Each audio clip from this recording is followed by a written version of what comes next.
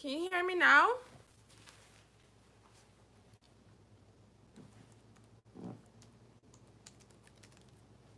Can you hear me now? If you can hear me and you're on, please let me know.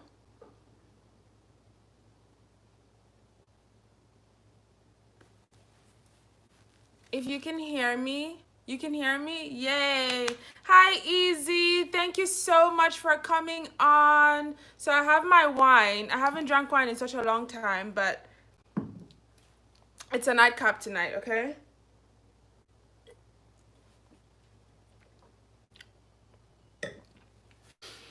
Okay.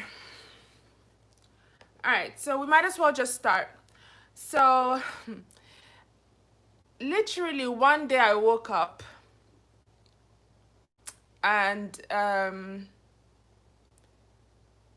I see like an influx. It basically started when like towards the end of last week was when it was, really hitting my timelines and whatever, right? Last week. Where I started seeing like a lot of posts regarding I miss your lives. I miss you guys so much, Beatrice. You don't even understand. But things have gotten so hectic and so busy. But I did promise. Paulindo came on one of my premieres, and he was saying how he's going through a really hard time, and I was just like, shit, I really miss my tribe. I really miss you guys, like our Sunday lives and how we come together. Uche Chuku was on the live too, by the way, Beatrice. As soon as I saw him, I thought about you. Uche came through, and I was just like, mate, I really miss our live streams, and I need to bring them back on Sundays. I really do. I really do. But yeah, so last week at some point, like I woke up and I just see like, an influx of, you know, um, hashtags with SARS, ENDSARS, ENDSARS, ENDSARS. And to be quite frank, SARS has been an issue for a very long time, right? And if you don't know what SARS is a special anti-robbery squad. I think it's a special anti-robbery squad. Yes, SARS, and it's a Nigerian like entity, right? So thank you for the thumbs up. Thank you so much. So they have been a problem for a very long, exactly, don't they have been a problem for a very, very long time. I personally didn't know that they had abolished it so many times and it has just resurfaced back like a cockroach, right? That you keep hitting, but somehow it doesn't die, right? God bless cockroaches and stuff, but you know what I mean. I didn't even know that it's gotten to that point where they've lied to people and said that, oh, we've ended it at some point, and they really have not.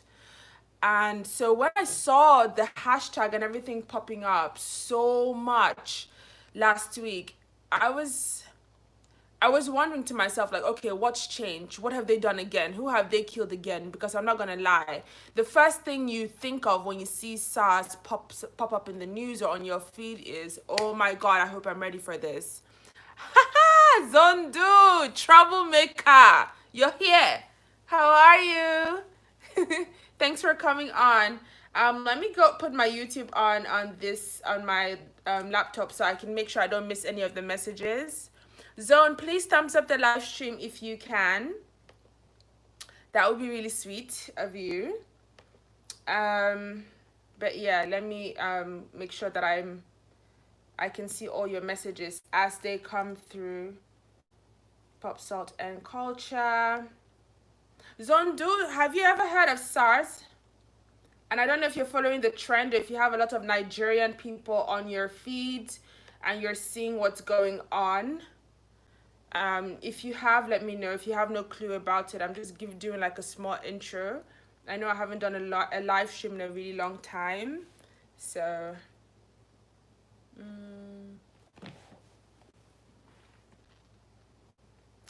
people are actually tired. True. Now I can see the live stream perfectly. Awesome. People are actually exhausted, and the things, people have been tired for long. People have been tired for a very freaking long time.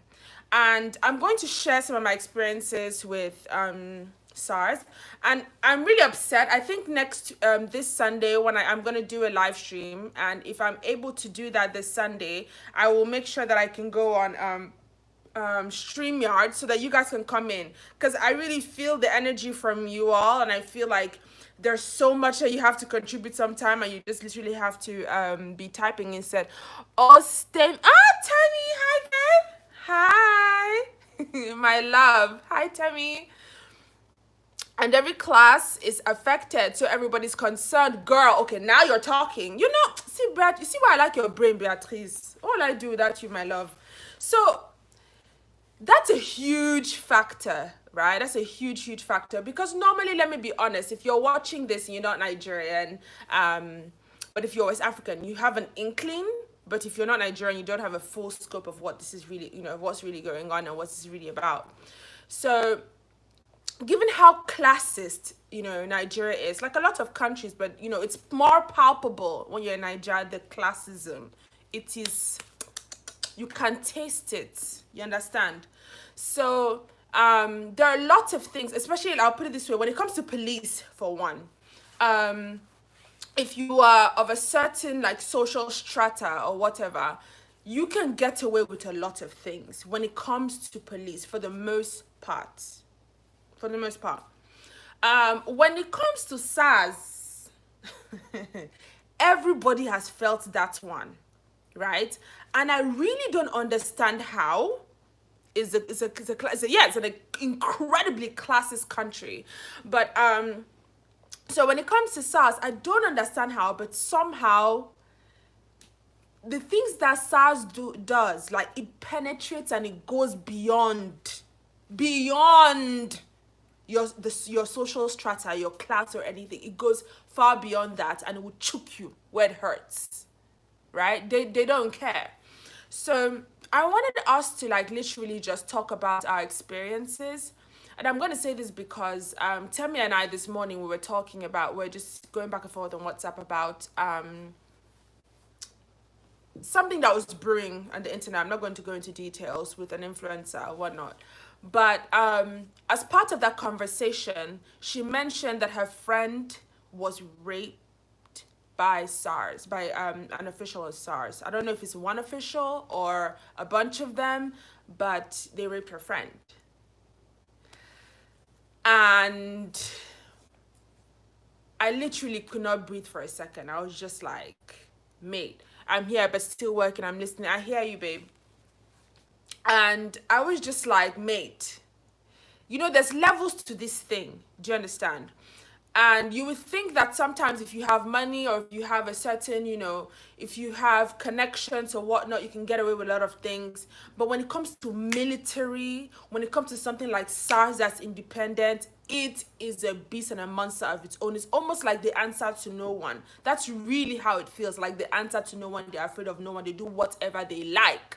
Right? This is an institution that has been so-called abolished several times, but really hasn't gone. Even when yesterday, after all these mass palpable protests, like, literally the youth are like, mate, no. No, it's 2020. It's 2020. And this spiritual revolution, this energy, is not just in America. It's not just in the West. It's everybody's feeling it. The entire world is feeling this energy, right? And Nigeria caught it. Let me tell you how deep Nigeria caught this energy. It caught this energy to the point where it's like a mirror. And that's the thing with 2020. 2020 gives me a lot of, they say it's the age of Aquarius, but it gives me a lot of Scorpio energy. It gives me that death and rebirth energy. It gives me that energy where you will look at yourself in the mirror. 2020 is the mirror, and 2020 is like Scorpio energy. Do you understand? Age of Sangonani. I don't really know Ifa like that. I have to study more. You've told me about it. And then when I did do some research after you asked, I think you're right. For Yoruba people, for Ifa people, it's the age of Sango, right? But yeah, they say it's the age of Aquarius. Ikenga, I think age of Ikenga in Igbo. Hey, high frequency, my people are coming in. I missed you guys so much. I miss you all so much. Okay, let's carry on. So, and I might be going off on tangents, but if I go off on a tangent, you remind me again. But as Beatrice and as you guys are speaking and typing, a lot is coming to my mind because the energy we're experiencing and that has caught Nigeria now is definitely that mirror image where they're looking into themselves. And let me tell you how deep it is, right? I know this is going to trigger Zondu. I hope if you are here, please, when I mention what I'm about to mention, drink water and calm down. You know, we love you here. So just, you know, um, yeah. And so in that sense, I will tell you why I think it's also really profound. So there's a girl I follow. You guys know already. I'm a hardcore LGBTQA alphabet soup um ally, right? I am, period, because I just don't understand why people have to suffer just because, you know, of how they were born and whatnot. But anyways, so I'm an LGBTQA ally, and there is a girl I follow. She's Nigerian, and her channel is Amara the lesbian. Yeah, she is loud, proud. I know she doesn't live anywhere else but Nigeria. She lives in that same Nigeria, right? And the gays were there. The gays were part of the rally. The gays were protesting in the thick of it. They were loving on each other. They were feeding each other. They were loving the gays, the heteros. Everybody was together, right? It was like a bohemian haven. And I'm talking about what I saw from the protests and stuff, right? I will drop links when I'm done here. I've gotten so much footage from people from all different, you know, from so many channels on YouTube, people of all different economic strata, right?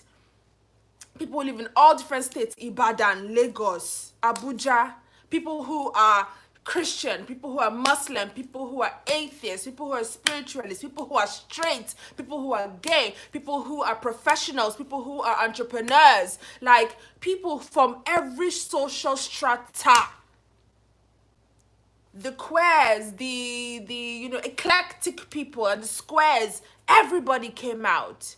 Hey, I was about to premiere my video and saw you were on. Hi Mo, hi babe. Thank you for coming through, love. How's everyone? I'm sure they're good. Yeah, you can go in and have a conversation with everyone in the comment section. Please thumbs up the stream if you can. And so that energy, everybody came out, and you know what that means in Nigeria. It's a fucking revolution. Revolución. Es una revolución. It's a fucking revolution. Where a gay person holds a placard and says, na lesbian, I lesbian, and no key person. Means I'm just a lesbian. I didn't kill anyone. Our lives matter. You see the people who have dreadlocks, because believe it or not, there was a protest in Paris too. That's amazing. Yeah, that's what we want to see. There are people who have dreadlocks. If you know anything about Nigerian culture, right? And it's not even the Igbos, we call it dada. We call it dada.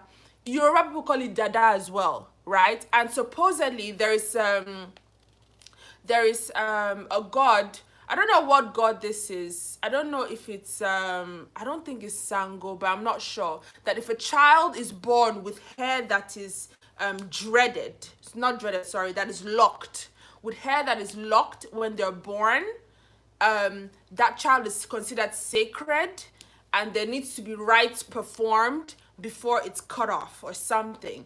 And if it's not, you're not a sacred child, then you are just a bush, you know, untrained wild animal or whatever. And especially among the Yoruba, they don't play with that thing, and they don't like it. They don't like seeing you walking around just like that, dada, and you're not, you know, you're not so-called sacred, whatever. Like, you're just walking around with, like, you know, with locks on your hair. It's a big deal. I got cussed out when I worked in Lagos for 1 full year. I worked in Lagos, and yeah, I walked down the street with my nice dreads. You know me, happy, happy, joy, joy. Nothing can stop me. Nothing can pull me down. I would never forget how this guy in on a bike, on a bike. He's on public transportation, right? And he's screaming and he hits the driver and the driver said, mm-hmm. And there goes, oh, Leru Buruku did it. I said, hey, if you receive Yoruba insult, you get goosebumps. Hey, it hits hard. And they insulted me and they were so angry and I didn't know why. I'm like, why are they so upset that I'm walking? And I said something dada olori buruku something, right? So they're basically insulting me and my hair because I had 4 locks. So you have, during the protests, there were guys who will come to the camera and say, na dada well, na only dada I get to, na dada, when they beat me, I no keep person. So what's basically happening is, these people are saying, this Nigerian youth, I'm so proud of this generation that's coming. Oh my God. Oh, you guys give me life. I love it. I love it. I love it. I love it. I think I think millennials are going to leave this world and some good, some good is going to be left back. Honestly, I'm so proud, so moved, so inspired by you guys. So in this protest, when I'm seeing like the people with dreadlocks screaming, I am a human being too, it's crazy because if you're Nigerian, you understand what they're saying. There is a sense of societal structures that when you venture out of, you are considered irresponsible and, according to SARS, a threat, right? But for the most part, they'll say you are irresponsible. Let's say you wear one earring here, no earring here. Then you have all this, let's say like, you see how my these stud earrings in places that are not here, for example. You have a nose ring, you have a piercing here. In fact, you're considered dangerous, right? And I know that this culture is not just Nigerian. It's everywhere in the world. Literally everywhere in the world. There are codes and there are ways of doing things. You deviate a little, you're considered useless. You deviate too much, you're considered dangerous. Idealistically, just, in the mind of society, you don't have to do anything, you're considered dangerous already. Then imagine a society that is super conservative, where, there are so many rape apologists. There are people who think that the way you dress determines how, if you get sexually violated or harassed or not. Stuff like that, right? So when you look at a mentality like that, then you understand how, when these guys are screaming that I just have dreads, that's all I just, not dreads, sorry, that's not the way to call it. They're not dreadlocks, they're locks, and these locks are not dreadful. All those ones are excuses to oppress us, Jerry. Yeah. But honestly, I really feel like a lot of people really do believe this. A lot of people really do believe that, listen, you're irresponsible, you're this, you're that. And then, yes, they also use it as a pretext to oppress. Because if they see you wearing, your locks, they would say, well, this person is irresponsible. They're wearing, their hair is plaited in locks. If you dress well, and you look expensive, you look like you have money, you're also a prime target. Mind you, this is an anti-robbery unit. Special anti-robbery unit. Special anti-robbery. SARS. Do you understand? So their job is literally to prevent these things. And for the most part, not only have they been robbing, they have been killing. So it's like they are a special anti-robbery, they are a special pro armed robbery. Forget it. They are a special armed robbery unit at this point. Not anti, but armed.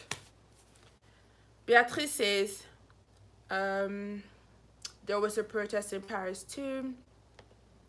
We know that. Yeah, we need to unlearn the dread thing. Yeah. We do need to unlearn it because our hair is not dreadful, Masa. It's locked. And they're the ones doing the robbing. Yes, because to me, they are a special armed robbery unit because it's not just robbery they're doing. They're armed. They kill. They killed yesterday. I think they killed 3 people yesterday. They harassed a young woman. And then now everybody's telling their stories, and yeah, I'm going to share a story with you. And I don't know, Beatrice, you probably have a story. A lot of people have a story and experiences with SARS. Now, my story I'm going to tell you right now, I don't even know if they were SARS or not, but it's about police brutality, because in the end, in the grand scheme of things, this is what it's about, right? It's abuse of power. It's abuse of power, especially with people who are armed and supposed to protect us. There has always been a gross abuse of power. In fact, abuse of power for the police is normalized. It's already normalized. Like, you don't call the police without money. You don't. Because, let me be real. If there's an armed robbery and you call the police, and armed robbers who have liver came to your house, they can sit there. I'm telling you, these armed robbers can literally sit there and wait for the police to come. Then the armed robbers can now remove 1 million naira, can now remove 500. Why am I saying 1 million naira is too much? Can now remove small money, 20,000 naira, 50,000 naira, and give the police people who came to arrest them, and they will arrest you. They'll arrest you. I know it sounds like a joke. I know it sounds ridiculous, but it's not. It's not. And in the grand scheme of things, let's be fair, although in Nigeria you can see it, it's palpable, whatever, it happens everywhere in the world, including here in America. It happens right here. Same thing. There are people who have power that you think you can do jaga jaga to, because, oh, in the eyes of the law, you meet the wrong people, you yourself, you end up in jail. But the thing is, in Nigeria, it's way easier, it's more visible, it's more clear to people that nothing's gonna happen to these people, right? If you have power, you can get away with everything. It's really more palpable. Just lawless, yes, indeed. The government itself must end.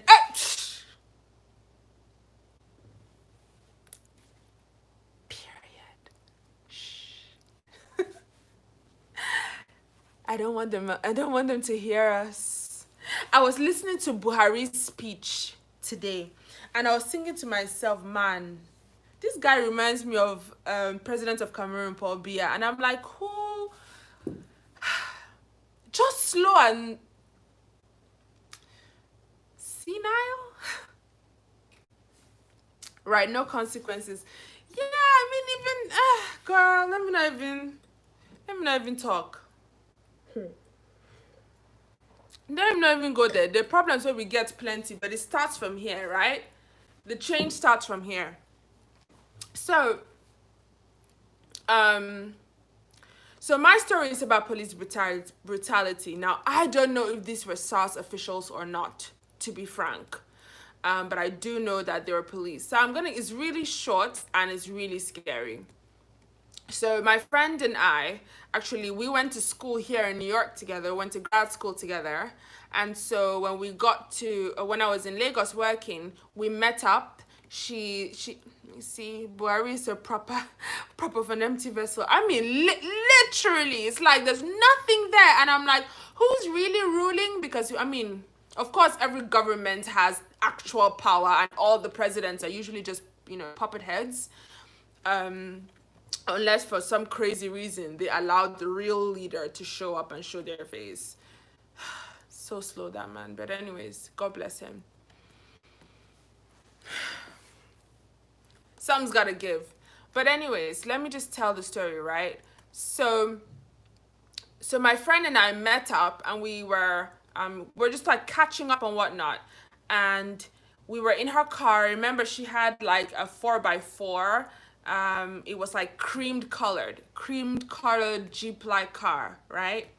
So we were in it and we were driving, and I think we were under this bridge, right? And I think if you follow the bridge, it will take you to Maryland. I don't know if you know where Maryland is, but we were on the mainland, and we were in one intersection under the bridge, this huge junction. And I know if you go straight, you go to Maryland, and then, it was like a three-way thing, 3 roads intersecting in this junction under the bridge. And so when we were driving, we saw like three police officers. And so we were thinking to ourselves, oh, this is a police stop. And then we saw somebody doing like that. So we're like, oh, maybe we should, just slow down in general. We don't know because it was a junction. So we're like, first of all, how are we going to slow down in the middle of a junction, right? Because first thing that came to my mind, I thought that these were just like, police that were just staying there to like patrol the area, and that maybe the person who was swinging their arms from afar, I thought maybe they were just like a traffic controller, because that's the only thing you will expect right in the middle of a junction. So lo and behold, the closer we get, what do I see? I realize that what's waving in the air is a gun, a massive AK, whatever, I don't know, just waving like this in the air. I say, what? I say, sure. What's going on? And then I see someone staggering and doing like this, doing like this, doing like this, doing like that. We should stop. I've never been so scared in my life, because my friend and I am like, okay, the man is staggering and screaming, but he has a gun. This man is drunk, but he has a gun. We looked behind us, there was no one. So we're like, he's actually talking to us. Like this, like this, like this, telling us to stop. And we're like, literally driving slow, like, yo, what the hell do we do? As we're getting closer and getting closer, his colleague turns around, sees him doing like that with the gun, and immediately uses his hand and goes like this to us, like tells us to go, go, go, go, go. His colleague immediately comes in front of him and goes like this, go, go, go, go, go, telling us to go. Like literally we were saved. We were saved. This man was drunk and staggering and going like this with a gun. And that's how we just left. And it could be anybody. It could be anybody will stop with a drunk person swinging. Girl, you're gone. You're gone. You're freaking gone. So when I hear stories and when I see footage of people being beaten up, people being killed, a protester saying they killed my brother, it is not a thing of the mouth. It is not, oh, we watched on the news. No. People are seeing this day to day. People saying they got raped. A girl who was harassed on video footage of people being killed, shot, circulating now.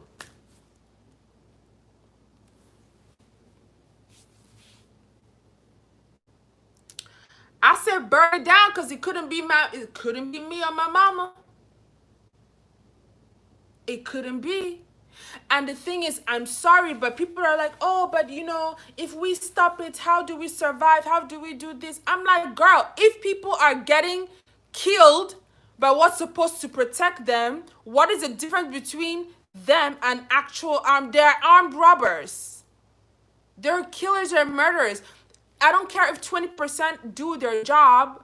Clearly, the rest of them are actively terrorizing Nigerians. What are you telling me? What's the difference between them and Boko?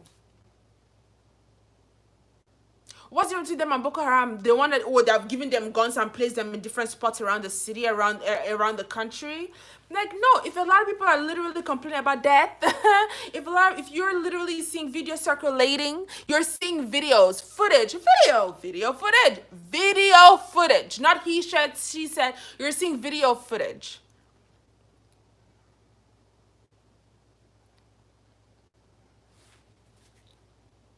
There's so many institutions that also need to be burned down. Hold on, let me read what Beatrice said. I just hope it doesn't turn to civil war. No, I really don't think it will. Because I really don't think it will, because what kind of civil war is it going to be? It's going to be the people against the government. I don't know if that, I don't know. I don't know. I don't know who's really benefiting from, like, the people who's really benefiting from SARS. I don't know. I think there's just some people who are scared to talk, and because they probably have ties that doesn't just don't allow them to talk. I don't think anybody is saying, "Oh, this is a wonderful institution." No. So yeah, I really don't see it happen turning into a civil war. Um, But what I have to say about a lot of people who are like, oh, but let's change things about this institution. What if there's no SARS or whatnot? Like, what's going to happen to people's security? There's no security as it is with people who are terrorizing people. Another thing is there are a lot of institutions that need to be burned to the ground. There are a lot of institutions in Nigeria that need to be burned to the ground that are highly dysfunctional. We know this. We know this. So, yeah, if you burn it to the ground and come up with something that's more functional, something that has the fear of God, that they know they're there to serve the people, they are the people, we are the people, we're here to serve each other, then we can go from there. But no, even the name SARS gives a lot of Nigerians PTSD. Just the name itself gives a lot of Nigerians PTSD. Burn the goddamn thing to the ground. What are you protecting? There's no security. No, there's none. How can you be called special anti-robbery unit? I don't know what the last word is, safe. And then all of a sudden, you become the special armed robbery unit. Ara. Doesn't make sense. It's madness. It's madness. So I definitely think that it's a conversation to be had on how to dismantle the nonsense and how to build something that makes sense, right? And it's just honestly a mentality change that needs to happen, and it is happening. It is happening. Listen, Gen Z, the generation that is coming, is not playing. It's not freaking playing. They're not having it. And I'm loving it. I'm loving it. It's not talk. They are out there risking their lives. I've seen it. I've seen it. People have gotten killed. I've seen it. They don't care. They're out there. Well, they care, but they're out there. They're loving on each other. They're feeding each other. They're claiming their space. They're saying, oh my God, my life matters. I'm not a millionaire's son. I'm a son of Nigeria. My life matters. I'm an Igbo son. I'm a daughter of Yoruba land. I'm a daughter of Igbo land. My life matters. I'm an Hausa babe. My life matters. Like, you need to care, You need to care. We are the people, police included. We are the people. So my life matters. We are in this together. And that's the thing. Like, there's never a talk of service in Nigeria. Never, never. Everybody wants to be Oga, Oga Sa, Oga, boss, big man. Why are you guys not hailing your security guards when you wake up in the morning? Oh my God, Musa. This way you just, balance. So I know say no easy. Musa, thank you for the work where you do. Oh.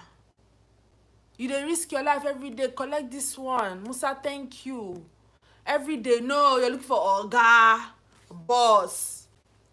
But you don't respect, like, human work and human life. It's a whole mentality thing that needs to change. It comes from respecting humanity itself. There's no respect. Who wants to live abroad and suffering abroad? They think abroad is like wonderful and whatever. Like everywhere, it's like people gotta struggle to like make their daily bread or whatnot. But the struggle here is different from a struggle at home. Nobody wants to be any. Let me tell you, back home is sweet. Back home is amazing, right? Our countries are beautiful, they're amazing. But we run away from mainly, honestly, just fear because they want to cripple the system and just like completely suck it dry like a venomous incubus, like a freaking vampire. They want to suck the entire energy and life force out of the whole system. And what are you gonna leave it for? What are you gonna leave? What are you gonna leave for everybody else? What kind of karma are you accruing for yourself, your generation? And you will come back to. Let me tell you something. It's the funny thing. This is why I don't like this whole hell and heaven thing. No, let me tell you something. Whatever you do, you will still reincarnate and come back. So if you care, don't better this life. Be sucking it dry and be trying to ruin everything around you. You will come back and meet it. Nonsense. Sorry. Hold on, let me read the comments. Right, but there's levels to struggling. There's definitely levels. Right, that's why we're here and not at home. Yeah, nobody wants to have to be here. No, people would just be like home, and then they'll come here for holidays, go to China for holidays. Go to Kenya for holiday, go to other countries for holidays where black people are loved, where their own people are loved or whatnot, and they'll go wherever they want to in this world where they're accepted and loved. Not where they'll be calling them names and persecuting them. No, being around your own people should be sweet, should be good. Being around your own should be sweet, should be good. You should be able to make money, to thrive, to walk around, to be yourself, to be different. When you're not hurting anybody else, you're not supposed to be homogeneous. No, you can be different. We can be heterogeneous. We don't have to be everybody the same brain, the same. No, we don't have to be. We can be very different and serve each other. Serve each other. Service. No, ngang baba. You want to be oga, you want to be sir.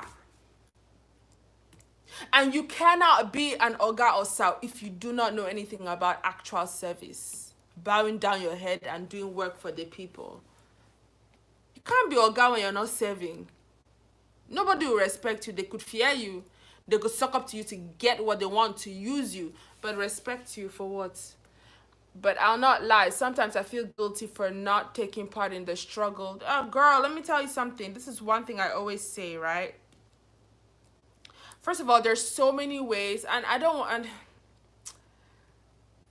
what you mean, but that word, not taking part in the struggle, I would say maybe rephrase it to not being a part of the movement, right? Of the change. We have to have a solid and common foundation. Yes.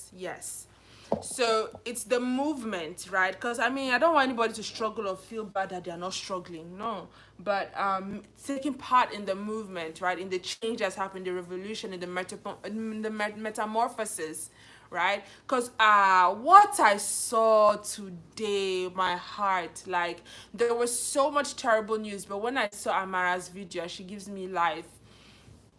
And how gay people, eclectic people, squares, people of all religions came and said, my life matters, came and said, na dada de we oh, I no keep person, la lesbian, oh, I no keep person, hey, now protest at the protest, I no keep person. I came here, these are quotes I got from these videos. I came here with my mask and my water. You came with guns. Who is the coward? I'm doing this for you. You want to come and beat me? So much solidarity. So the energy was incredibly powerful. And yes, I'm not talking about celebrities because, God bless them and I like that they're doing something about it. God damn it, it's your country. You have to do something. But I'm talking about people who literally risked it all, who could literally be killed, who went out there with their souls on the line. That's powerful. That's incredible. And that too is the Nigeria that, man, we've always dreamed of. There's hope. Being there physically, yeah, living there and participating in the betterment. Yeah, I know what you mean, babe. Not only to come for a dirty December, Chama! That's a millennial thing. That's what we used to do. Horrible. I know. Dirty December. There is hope. There's a lot of hope because there are a lot of woke stay Naija. you know, and they went to school in Nigeria. They're open minded. They, you know, they learn a lot from digital media. They connect with people globally.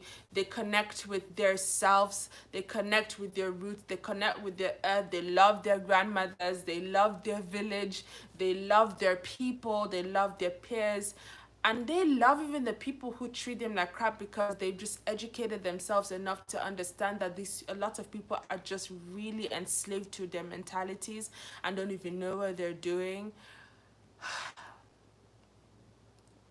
There's so much hope. There's so many beautiful Nigerian youth coming up in all their colors. And I think this is the time, like, I feel like every millennial, like myself, who's ever wanted, yeah, Gen Z will not be quiet. No, let me tell you, millennials were not quiet, but millennials were more obsessed with, let's be real, right? Every generation opens the door for another generation to crack, right?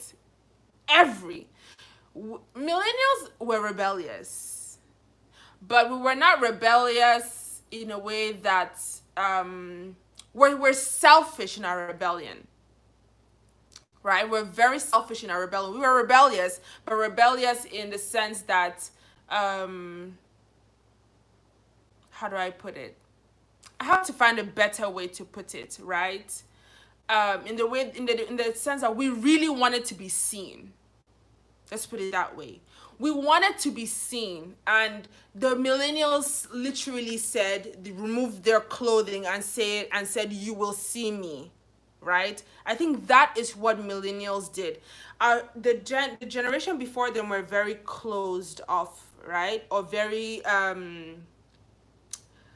what we're calling traditional now. I don't really know how to really explain it, but a lot of things were cloaked and covered. Sexuality was covered. Being a woman was covered. How to act. Everything had to have packaging.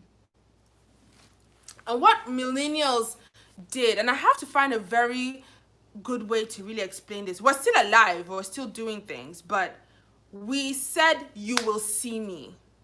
I feel like that is the voice of the millennial. It's like, you will see me. You will see every part of me. If it kills you, but you will see me. Right? That's really the energy I gathered from what millennials did. They really tore that open. Really, you know. And I feel like what Gen Z is doing, the kind of work Gen Z is doing, is because millennials have opened up that, you know, that basic fundamental survival type ground where it's like you're not even seen, right? But now you can be seen, right? And I feel like what Gen Z is doing is a whole like internal resurfacing of a lot of things. I don't know how to put it. I have to find a better way to explain it. But if you read my body language, then maybe you would understand, because you know how I speak. I don't speak only with my mouth and whatnot. I speak with like my energy, my gesticulations, all that stuff. So maybe I translated it to you in a way that my words couldn't translate that to you. I get it. Thank you, Beatrice. Okay. Millennials aren't collective, basically. Yeah. We're not collective at all. We really ran away from the collective. And gosh, yes, we ran away from the collective. That's why I said there's a selfishness about the way we wanted to be seen. We refused to be part of the herd. You're very correct. And that's why, honestly, when people, you know, like a lot of our parents are saying, depressed? What is that? Because when you go on a journey to really find self and be selfish and tear down doors and just say, you see me in a very selfish way, what happens is that, yes, you will encounter loneliness. And then from loneliness, you now encounter the joy of solitude. Right? Because it starts from like, no, I have to do this, I have to figure this out, and then all of a sudden you find yourself in a point where you're lonely. And if you now rise above that, you now enjoy the solitude itself. Something that for our parents was the big no. The collective was too important. Way too important. That physical, we have to be around, you know, we're gossiping and sitting down with a spouse you hate, with family members that are killing you, but you're sitting there because the collective was too important then. But now millennials are like, I would rather die, and they have actually rather died than not be seen and not seek self in that way, right? And I think Gen Z, you guys are going back to a collective that is more conscious, because you're already now open. You've gone through the threshold, and you are being seen. You're being seen, but now you're going back to the collective, and then it's a revolution of the mind itself. The whole revolution of the mind itself. Together we stand, divided we fall, and that's just facts, girl. That's just facts. It's good to go that journey alone, to be alone, because then you discover self again. Because too much collectivism and herd mentality is what fucked our parents up, you know? And so we had to go back into it. We have to separate and go back into ourselves, into ourselves, to find different ways of doing things, individuality, creativity, all that again. We just had to find that again. And now you guys are coming with the balance, which is beautiful. And well, it's also, you know, you got to go through the fire. I peep y'all. Hi, TOG, my boo. Hi, Tears of God. I literally love calling you TOG. Beatrice says there's always power in in numbers. Yes, yes, yes. So yeah, so this whole SARS thing, I feel like everyone has a story. I don't know, Beatrice, Tears of God, if anyone on, if you guys have a story you want to share, by all means, drop it. You know, let's talk about it. But it's, you know, the more people tell their stories, the more we realize that it is very real, you know. And it's more than just SARS. It's really police brutality, it's corruption, it's just like a lack of respect for human life. That's also what corruption is about. It's a lack of dignity, a lack of respect for human life. I'm sorry, but that's the truth, and that's what it boils down to. There's no way you would really value and respect human life and sleep at night knowing that you've sucked up half of the treasury, and knowing very well that people will die of hunger. People who have given their all to teaching your children, your teachers, will die of hunger instead of retirement money. To see that your doctors, who did everything they could, if they didn't save up well or whatever, will die. Like, that kind of thing, like, I don't understand. It's a lack of respect for human life, lack of respect for dignity, like just a lack of respect for human life. Collective doesn't necessarily mean being clones. Right. Yeah, you're absolutely right. But our parents got it wrong. They became clones.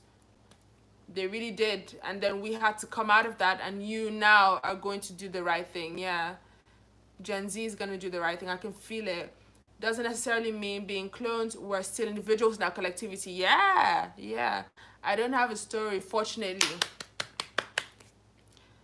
That's wonderful, and that too is revolutionary, right? Taking care of yourself and not having a story about that. That's amazing. And that's doing something too. Protecting yourself, taking care of yourself, and making sure that you never fall into the line of, you know, fall into their way, so to speak, right? So yeah, I really just wanted to talk about this, especially when I heard that rape case. I'm just like, mate, like, burn the whole thing down. Burn the whole thing down, because if it's your sister, your brother, and a lot of people have gotten raped by these people, and then nobody's talking about it, a lot of people have gotten beaten, a lot of people have gotten killed, like, what are you waiting for? Like, if this is like a job, how many people do you need to kill before you get fired? Literally kill before you get fired. I mean, it's just ridiculous. Burn the whole thing down, create a structure that the people approve of, that the people can stand by, and let's see how it works. It's government of the people, by the people. Ain't that what democracy is? If the people say, hell no, we don't want it, hell no, it's not gonna be. That's what the government of the people, by the people is. That's really what it is. As if it wasn't enough, female protesters are being harassed. Yeah, there's literally videos of it. There's videos of it. And you would think that, oh, you know, now that they're protesting and whatnot and things are kind of hot, you would think that their superiors would tell them, listen, if we hear say you touch one person in Peking, it go hot for una. Don't touch anybody's child. Don't do anything. Just let them protest. When they're tired, they'll go home. Like that, okay, tell them something like that. But don't go and be harassing more people. You know, they're holding people in cells. I saw this girl who was like, who put up a post on Twitter. Twitter is full with the most horrific things with this SARS protest. People being, detained somewhere, they don't know where they are, and they're like, listen, if this is my last, like, I feel like I don't know if I'm going to survive this. I think I'm gonna die. That's their last tweets. They think they're tweeting their last tweets, and they'll put a picture of somewhere outside us. I don't know where we are, but if this is my last tweet, please make sure that I don't die in vain. Like, that shit's fucked up. As if it wasn't enough. Yeah, I mean by other protesters. Oh, really? Wow. Being harassed by other protesters. Anyway, why am I even surprised? Because there's always people who are going to take advantage of a revolution. There are always people who are going to take advantage of a protest, right? That's just the truth. Because there are people who just love anything that seems chaotic. They love that energy and they will run towards it and take advantage of it. There are a lot of people who love protests. There are a lot of rioters who love protests, right? A lot of, I don't know what I would even call them. Yeah, but they just like anarchy. So when they see a protest is happening, they go there, they love it. There are many people like that. It's normal actually. Rebels, yeah, it's very normal. There, you won't hardly ever see a protest where somebody will not hear about it and try to take advantage. They'll go in, they'll try to steal, pickpocket, do whatever they can, cause chaos because it fuels low vibrational energy. It also fuels high vibrational energy, but because the energy of both sides is so high, they come and feed off it. So, anyways, I love you guys so much. I don't know if there's anything you guys will. Oh yeah, I don't want to. Actually, I'll save my. I have an announcement to make, but I'll just do that on another live because I don't want to sully or I don't want to dilute this live with that announcement. Um, but yeah.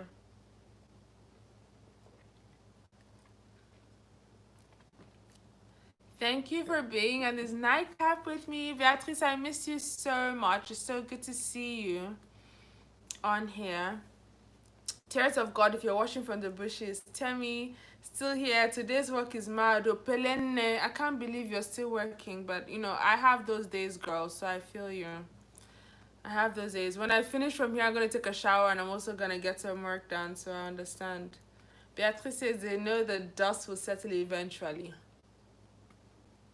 I think you're right, but I hope it doesn't.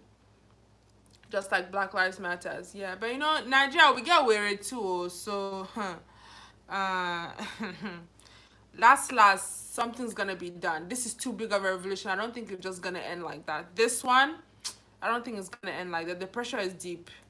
The pressure is deep. Let's see what happens, but I hope it doesn't end like Black Lives Matter did accomplish a lot. Let me see. So tired. This is even my day job, not even YouTube. I know. No, I know it's your day job you're talking about. It's a weekday now. Even me, if I just decided like I need to, talk about this, and I'll never have the right time to, so I might as well just come back from work and do this. It will settle. It will settle. It will settle. It will calm down. But I hope it calms down with something palpable, with something that we can be proud of or that we can work with, Eventually people will have to go back to their regular schedule. Yeah. I agree. Because we gotta eat, right? The beautiful thing about this riot is that if you don't have food but you're rioting, a lot of restaurant owners are bringing in food. They're feeding people so that people can have energy to fight. They're bringing in water, drinks. They're bringing in a lot so people can have energy to sit there and fight for what they want. So I don't know. I hope it doesn't last too long because it would mean a lot for, I don't know. I hope it doesn't last long, but I hope that if it ends sooner, that there are actual solutions and there's something happening, because now all this, yesterday they said they abolished SARS, but we all know better. We want to see like what is the cause of action, what's next. Like, they've abolished it how many times and it's still there. Eventually people will have to go back to work. Even a pandemic couldn't get Nigeria to pause too long. No, it didn't stop Black Lives Matter. Listen. that shows you how strong these things are, right? Because it's like, yeah, I know that I could go there, and because of too many people around, like I could catch something and I could die. But then people are like, but I could also be sitting in my house and decide, let me go outside and buy something and have dreadlocks, and then I can get like shot. So like, if the streets don't kill me, the pandemic will. So we gonna pick one, you know. Yeah. Lord. All right. It's a weeknight. I love you guys so much. Thank you for coming and spending the evening with me. You guys are amazing. I have to go. Beatrice, these kisses are for you. Okay? Bye. Bye, you guys.